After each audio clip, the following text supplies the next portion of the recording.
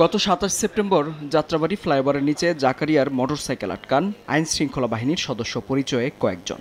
অস্ত্র ও বেশ কয়েকটি হত্যা মামলায় সম্পৃক্ততা থাকার অভিযোগে গ্রেফতারও করা হয় তাকে। জব্দ করা হয় মোটরসাইকেল। প্রথমে ডিবি পরিচয়ে গ্রেফতার করা হলেও পরবর্তীতে জাকারিয়াকে তুলে দেয়া হয় এই অপহরণকারীদের হাতে।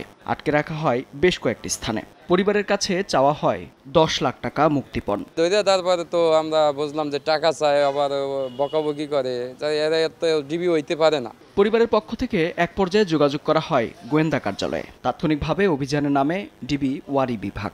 টানা ২৪ ঘন্টার অভিযানে গ্রেফতার করা হয় চক্রের ৭ সদস্যকে। পুরানা পল্টনের একটি ভবন থেকে উদ্ধার করা হয় অপহৃত জাকারিয়াকে। পুরানা পল্টন হোসেন ভবন, এটির ৪র্থ তলায় কবির একটা প্রিন্টিংয়ের অফিস আছে। সেই অফিসে আমরা অফিসাররা সহ সকলে সেখানে অভিযান পরিচালনা করি। সেখান থেকে আমরা ভিকটিমকে উদ্ধার করতে সক্ষম হই অক্ষত অবস্থায়। তল্লাশির এক পর্যায়ে কবির যে টেবিলটা ব্যবহার করত তার ড্রয়ার খুলে আমরা ২টি বিদেশি পিস্তল, ১৮ রাউন্ড গুলি এবং ৪টি ম্যাগজিন সেখানে পাই। চক্রের মূল হুতা কবিরের স্ত্রী সূচনা গ্রেফতার হলেও কবির এখনও ধরাছোঁয়ার বাইরে। পুলিশ বলছে অবৈধ অস্ত্র ব্যবসার পাশাপাশি ভয়ঙ্কর অপহরণ চক্রের সাথেও জড়িত এই কবির।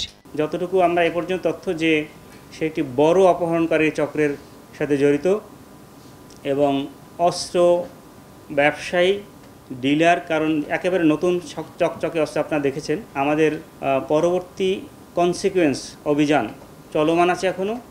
এর সাথে আরও কারা আছে, আমরা যাদেরকে অ্যারেস্ট করেছি তাদের জিজ্ঞাসাবাদের পরবর্তীতে আমরা বাকিদেরকে আইনের আওতায় নিয়ে আসার চেষ্টা চালাচ্ছি।